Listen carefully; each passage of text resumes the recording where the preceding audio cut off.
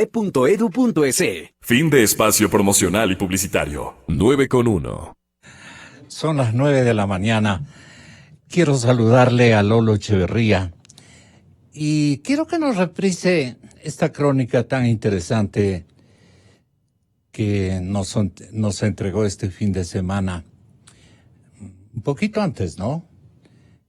Preguntándose y preguntándonos entre todos, ¿quién gobierna el Ecuador en la actualidad? ¿Gobierna el pueblo o gobiernan las élites? Se autopregunta Lolo Echeverría. La pregunta parece, a primera vista, un poco ociosa, porque democracia es el gobierno del pueblo, dice Lolo. Y es el pueblo quien elige a los gobernantes. Pero una segunda mirada nos hace ver que no es el pueblo quien pone candidatos, sino que son las élites. Aquí quería preguntarle lo primero. Lolo, son las élites, y cuando pensamos en las élites, pensamos en los grandes grupos empresariales, las grandes iniciativas académicas, los partidos políticos de los que usurpan la coyuntura y tratan de establecer normatividades y facilidades para los financistas de las campañas que ya mismo se inauguran en el Ecuador.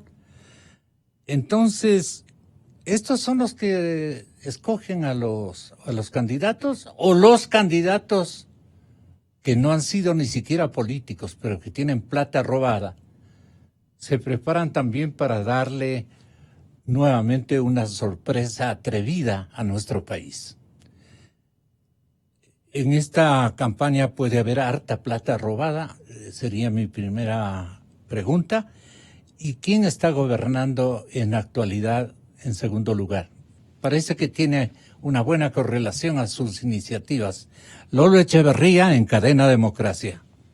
Buenos días, Gonzalo. Un gusto compartir con usted. En otras palabras, ¿quiénes forman la élite? Es la pregunta. La élite es un grupo de personas que tiene poder y que influye en la sociedad. Y ese grupo está compuesto por los que tienen más dinero, por los que tienen medios de producción, por los que tienen cultura, por los que tienen esta capacidad de influencia, porque todavía quedan restos de élites de otro tiempo, como puede ser la iglesia o los militares. A lo largo de la historia, esas son las buenas élites. Han pasado distintas élites, porque cuando fracasa la élite hay que renovarlas, se reconstituye y intervienen nuevos valores. En definitiva, ¿Y usted cree que al tenor de que habían antes élites, digamos, más o menos fusionadas con la milicia, fusionadas con los religiosos, fusionadas con las élites administrativas, políticas, económicas, todas se tornaron incapaces de resolver el problema ecuatoriano y se volvieron obsoletas, dice su comentario? ¿A qué quiere hacernos entender con esto? Que cuando la élite se torna inútil porque no es capaz de resolver los problemas del pueblo, o porque no quiere, llega un momento en que determinadas élites, por ejemplo, solo buscan el poder o el dinero y no buscan resolver el problema de la sociedad. De los en ese pobres. momento se tornan inútiles. Y entonces el poder... ¿Y qué hace el pueblo y la clase media? ¿Qué hacen? Le pierde el respeto. Y por eso es que nosotros tenemos esta ola de indiferencia, en algunos sectores de odio que puede generar en violencia, y en otros sectores de desprecio al poder. Por eso es que se desprecia, por ejemplo, a los partidos políticos hoy en día, y la gente pierde la esperanza de que las élites puedan resolver los problemas. Eso es, claro, una situación que se presta para aventuras, para outsiders. ¿Qué es un outsider? Es alguien que no tiene las condiciones para gobernar, porque no tiene partido, no tiene cuadros de gobierno, no tiene programa de gobierno. Lo único que tiene es una popularidad o un carisma y piensa que con eso es suficiente para llegar al poder. Puede ser, y a veces llegan al poder, pero no es suficiente para gobernar. ¿No está Otto Sonalhornes con este, digamos, temor que invade a determinados sectores?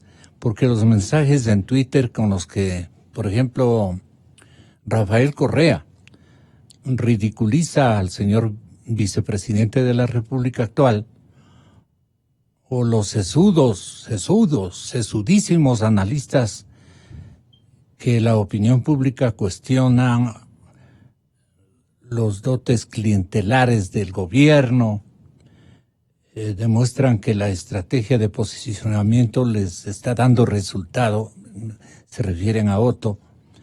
El número 2 de la administración Moreno pretende asumir un papel esencial en la historia de las elecciones ecuatorianas. ¿Cree usted que el vicepresidente está jugando al outsider? ¿Está intentando? No lo creo. El outsider nunca es el primero que se lanza. Generalmente es el último. Entonces ya por ahí empezamos mal. En segundo lugar, un gobierno que tiene un apoyo y una credibilidad por debajo del 10% no puede poner sucesor. Un gobierno con esos índices se ha caído. Aquí nadie quiere tumbar al gobierno, es un gobierno que no tiene oposición, por eso sobrevive. Pero un candidato que esté atado a este gobierno no puede tener posibilidades de elección. Así es. Este personaje que aparece, como dicen, de la noche a la mañana en el escenario político y sacude a las bases del electorado, como ocurrió con Correa, a raíz de la rebelión de los forajidos, el nombramiento en el 2005 como ministro de Economía, y lo trajimos aquí y lo convertimos en serio candidato a la presidencia.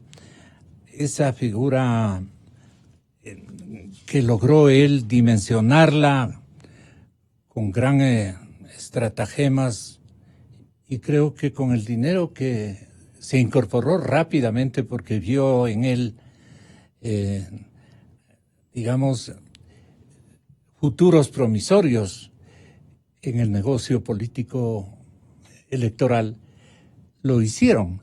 Entonces, estos personajes no son los que nos conviene al país. ¿Quiénes nos conviene como candidatos este momento a los ecuatorianos? Pero pensando en que no va a ser del todo santificada esa dimensión de escogitamiento. Bueno, lo que nos conviene es un candidato que tenga respuestas para los problemas nacionales. De tal manera que tiene que ser alguien primero que tenga una propuesta, que piense, que tenga un sistema coherente de ideas, que tenga un cuadro de gobierno, que tenga seguidores, que tenga respaldo. Pero sobre todo tenemos que recuperar la racionalidad para resolver los problemas, ¿no? Estos candidatos outsiders, como hemos tenido, son los síntomas o los resultados de la crisis. Esto es, lo que buscamos son soluciones mágicas y buscamos un brujo, un mago, un taumaturgo que creemos que podrán resolver los problemas. Casi nunca pueden resolver los problemas. Lo que hacen es crear más problemas, como pasó con la Revolución Ciudadana, que no mejoró, sino que empeoró la crisis.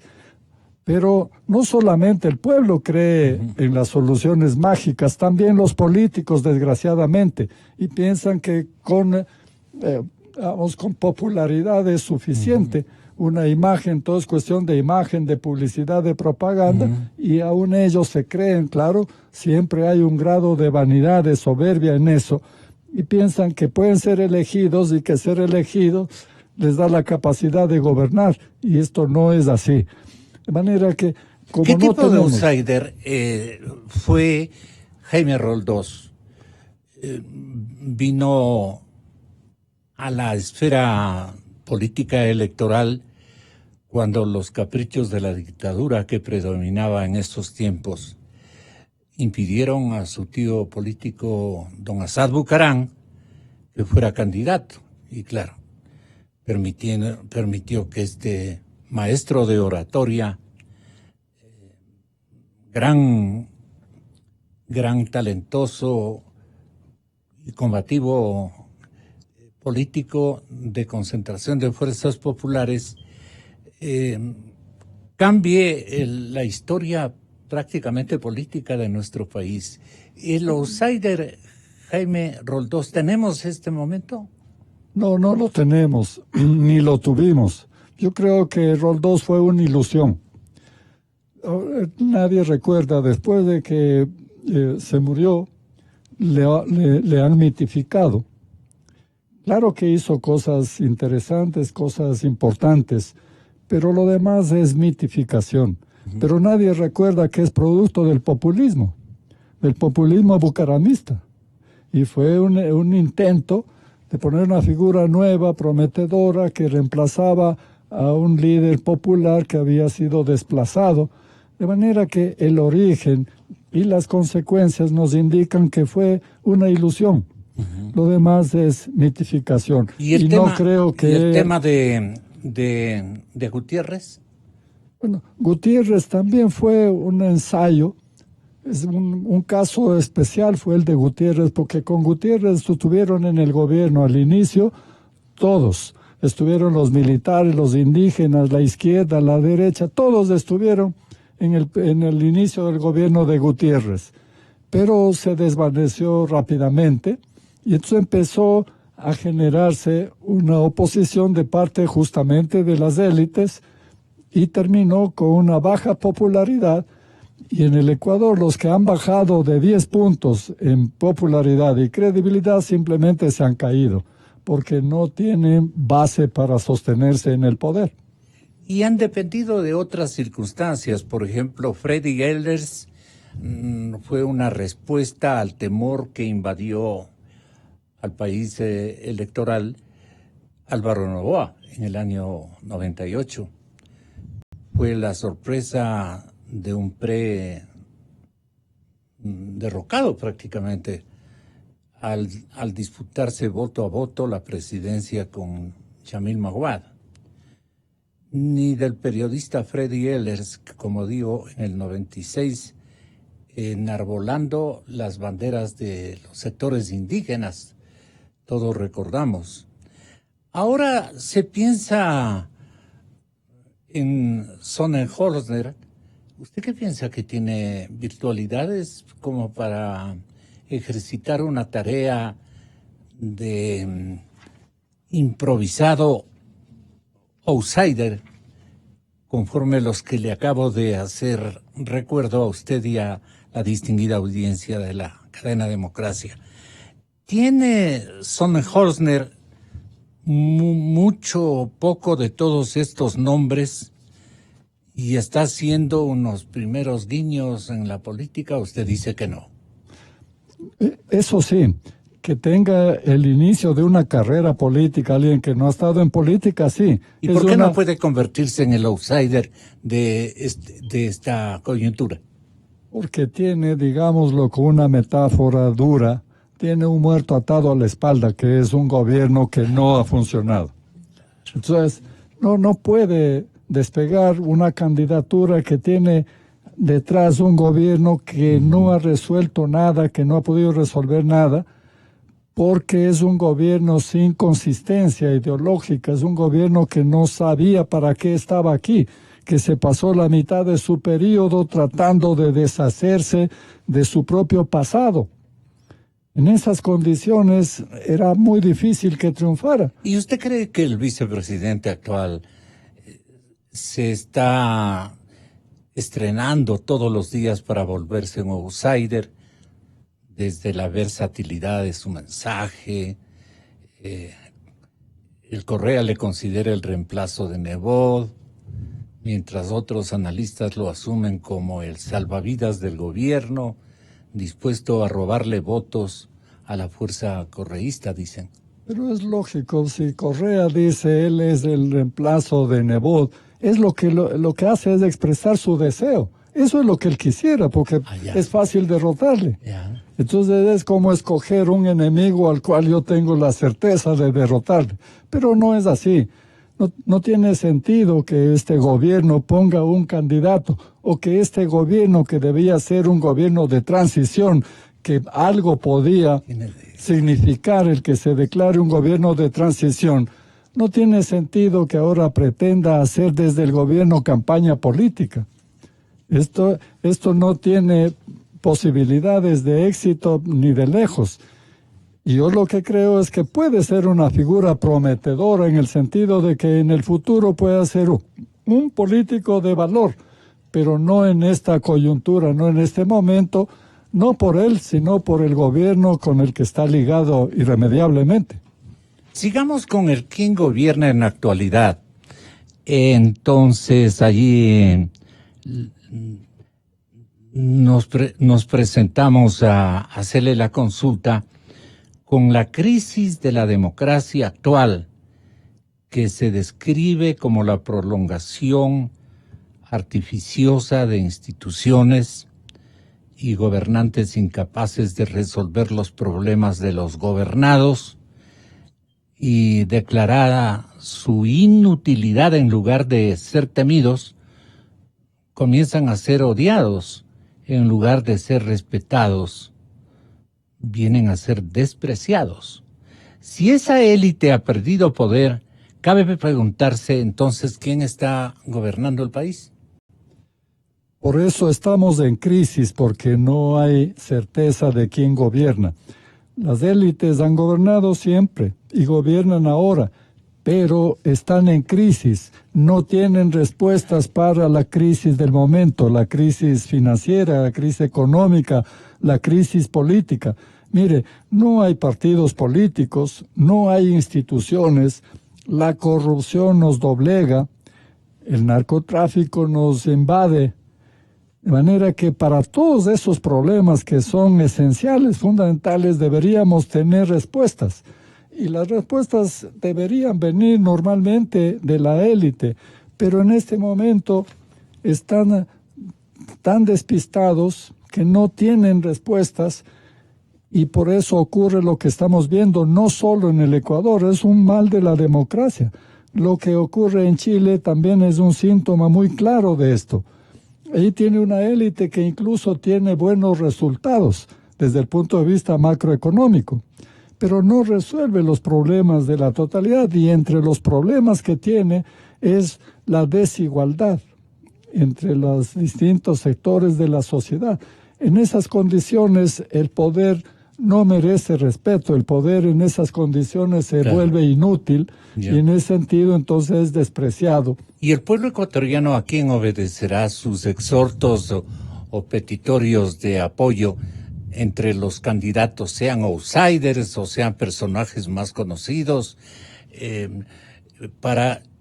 porque se viene a una etapa en la que estamos obligados a explotar nuestros recursos, a explotarlo de la manera no tan diabólica, hambrienta de deseos y de corrupción, sino a explotar bajo mecanismos certeros, con buen andamiaje de precauciones y una invitación a grupos que no vengan a dañar la imagen ética de nuestros políticos. Pero no tenemos políticos. Este rato yo no veo un candidato. ¿Qué le parece a usted, Lolo? Sí, estamos en un desierto de candidatos porque no hay partidos. Los partidos ponían los candidatos cuando funcionaban los partidos. Ahora y los que no hay partidos eran una forma de élites, ¿no? Por supuesto, es la élite Hasta política. Ahora. Claro. Pero fue tal la crisis de la élite política, de los partidos, que tuvieron que alquilar candidatos y optaron por escoger figuras populares para comprarlos como candidatos, sin afiliación, sin experiencia, sin militancia en el partido. Esto es el fracaso de la democracia. Entonces lo que tenemos que recuperar es la posibilidad de candidatos que hablen de los problemas y que hablen del futuro. ¿Cómo cuáles problemas? Mire, si es que repetimos nosotros las mismas fórmulas de siempre, vamos a continuar en la crisis o empeorar la crisis. Tenemos que plantear cosas nuevas. Vamos a suponer, si es que se discute aquí de si se explota o no se explota la minería, entonces no hay ninguna fórmula nueva. Pero si nosotros, por ejemplo, viniese un candidato que plantee, por ejemplo, explotar la minería, pero con un propósito exclusivo, con un propósito seguro, por ejemplo, poner un fideicomiso para resolver el problema del campesino, que se dedique exclusivamente a eso, el producto de la minería, esa sería una fórmula nueva que obligaría a todos los ecuatorianos y a los políticos, a los candidatos a pensar y plantear las cosas de otro modo. Santiago Cuesta decía, sin embargo, que Sonnenholzner quizá reúne los atributos de figura nueva. ¿Usted está de acuerdo? De tener toda la maquinaria estatal para moverse en el país. ¿Usted está de acuerdo? Estoy de acuerdo. De hablar al futuro. Es figura nueva, sí. De hablar del futuro, pero en sus hombros cae todo el peso, en cambio, de la impopularidad del señor presidente Moreno, que lo tiene. Sus errores de bulto también. Lo que pasa es que ser figura nueva no significa hablar del futuro. Es una figura nueva, pero que habla del pasado, porque habla de los problemas del gobierno, no puede hablar de otra cosa, no puede separarse del gobierno, no puede oponerse al gobierno. Entonces es un candidato condenado a hablar de los temas del pasado. Y eso le impide ser una figura presidencial con el carácter de outsider, pero visto que no hay candidatos respetables, por así decirlo, o confiables más bien, confiables sería la idea, usted no los encuentra fácilmente, ni en las élites, ni en los movimientos políticos, peor en los entes o agencias empresariales o estamentos empresariales. Allí solo están viendo el vigor de los negocios, ¿no?